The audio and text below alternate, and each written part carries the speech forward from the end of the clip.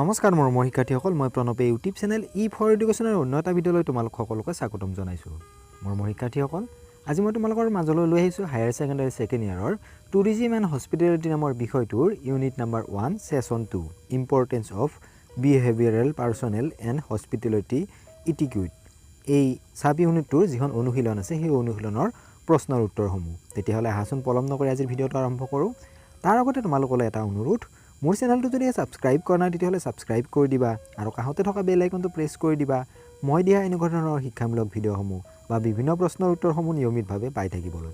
ইয়াৰ উপৰিও আগৰ চাবি ইউনিটটোৰ যদি উত্তৰসমূহ চোৱা নাই, মই ডেছক্ৰিপশ্যনত লিংক দিছোঁ, তাত গৈ তোমালোকে সেই চাবি ইউনিটটোৰ প্ৰশ্নৰ উত্তৰসমূহ চাব পাৰিবা।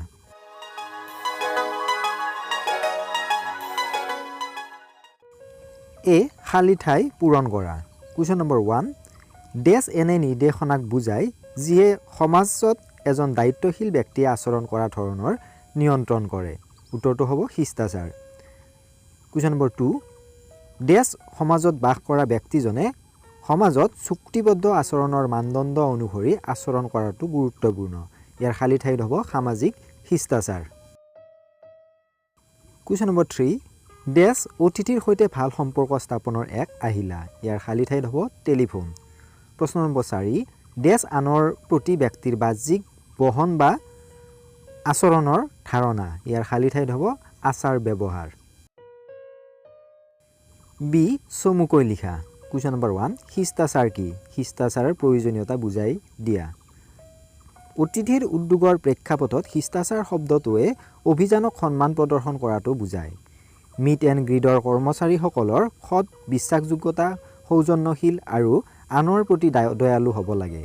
শিষ্টাচাৰৰ প্ৰয়োজনীয়তাসমূহ হ'ল, প্ৰথমটো হৈছে ই ব্যক্তি এজনক সুখদায়ক ব্যক্তিত্বৰ কথা প্ৰকাশ কৰে আৰু য'তেই লৰচৰ কৰে তাতেই ভাল চাপ সৃষ্টি কৰাত সহায় কৰে।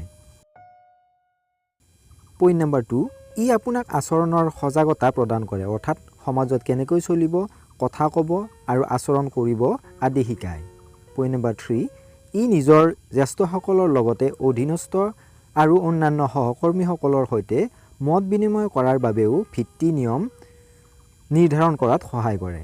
পইণ্ট নম্বৰ 4, শিষ্টাচাৰে কৰ্মচাৰী আৰু অতিথি উভয়ৰে মাজত আস্থা আৰু আনুগত্যৰ সম্পৰ্ক গঢ়ি তোলাত সহায় কৰে। প্ৰশ্ন নম্বৰ 2, গ্ৰাহক সেৱাৰ কাৰ্যবাহীয়ে পালন কৰা বিভিন্ন শিষ্টাচাৰ কি কি? এনচাৰটো এনেধৰণৰ হ'ব, কৰ্মচাৰীসকলে দলত দিয়া কথাবোৰ মানি চলিব লাগিব। প্ৰথমটো হৈছে তেওঁ কেতিয়াও ৰেষ্টুৰেণ্ট, লবি, ফয়েৰৰ আৰু বিমানবন্দৰৰ এলেকাত চলাব নালাগে। পইণ্ট নম্বৰ 2, সদায় মুখত হাঁহি বজাই ৰাখিব। পইণ্ট নম্বৰ 3, কেতিয়াও দিশ দেখুৱাবলৈ আঙুলি এটা নিদিব বা আঙুলিৰ ব্যৱহাৰ নকৰিব। পইণ্ট নম্বৰ 4, তেওঁলোকৰ সন্মতি অবিহনে আৰু তেওঁলোকৰ অনুপস্থিতিত অতিথিৰ ব্যক্তিগত সামগ্ৰী স্পৰ্শ নকৰিব।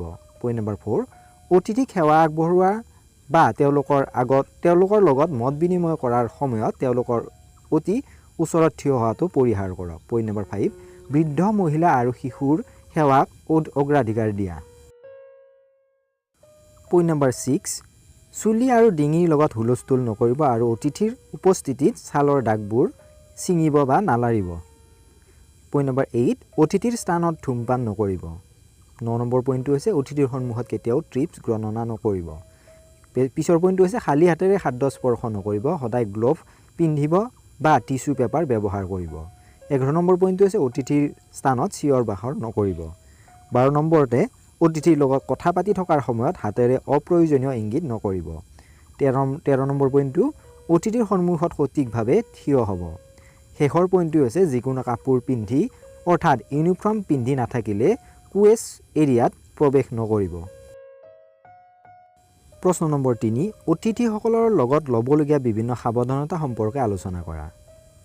খাদ্য আৰু পনীয়াৰ ক্ষেত্ৰত অতিথিক সেৱা আগবঢ়োৱাৰ সময়ত তলত দিয়া সাৱধানতাসমূহ মনত ৰাখিব লাগিব। প্ৰথমটো হৈছে এজন অতিথিৰ অনুৰোধ সকলো সময়তে পূৰণ কৰিবলৈ চেষ্টা কৰক।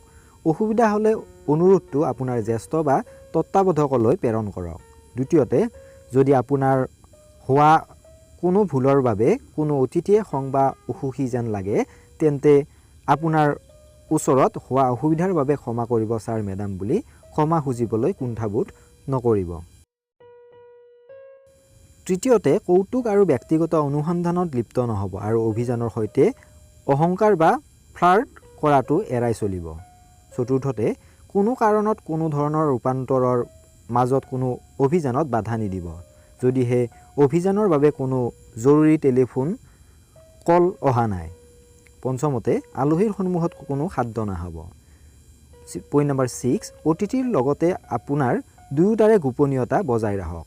পইণ্ট নম্বৰ 7 কিছুমান মানুহৰ এলাৰ্জি বা গোন্ধ সংবেদনশীল হোৱাৰ বাবে শক্তিশালী সুগন্ধি ব্যৱহাৰ নকৰিব। পইণ্ট নম্বৰ 8 সকলো অতিথিক সদায় সন্মানেৰে ব্যৱহাৰ কৰিব। প্ৰশ্ন নম্বৰ 4 শৰীৰৰ ভাষাৰ বিভিন্ন উপাদানৰ বিষয়ে ব্যাখ্যা কৰা। শৰীৰৰ ভাষাৰ উপাদানসমূহ তলত দিয়া ধৰণৰ। প্ৰথমটো হৈছে চকুৰ স্পৰ্শ কৰক আৰু সঠিক ভংগিমা ৰাখক।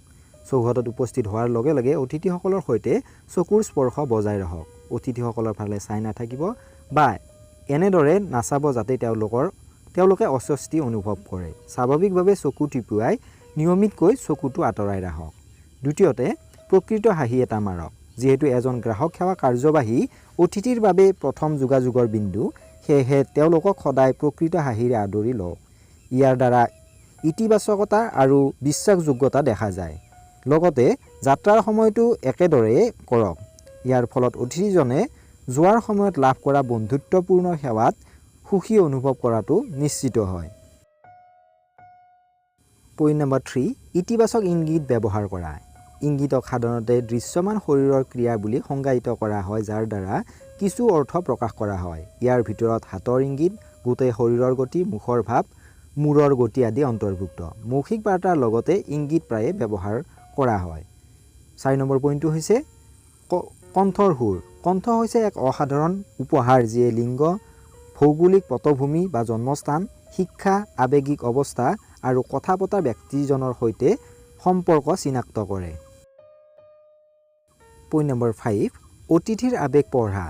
উদ্বেগ আৰু মানসিক চাপৰ পৰিস্থিতিত এজন ব্যক্তিয়ে হয়তো নিজৰ শৰীৰৰ ভংগিমা আৰু মুখৰ অভিব্যক্তি নিয়ন্ত্ৰণ কৰিব পাৰিব, কিন্তু ব্যক্তিৰ ভৰিৰ দ্বাৰা প্ৰকৃততে আৱেগিক অৱস্থা উন্মোচিত হ'ব।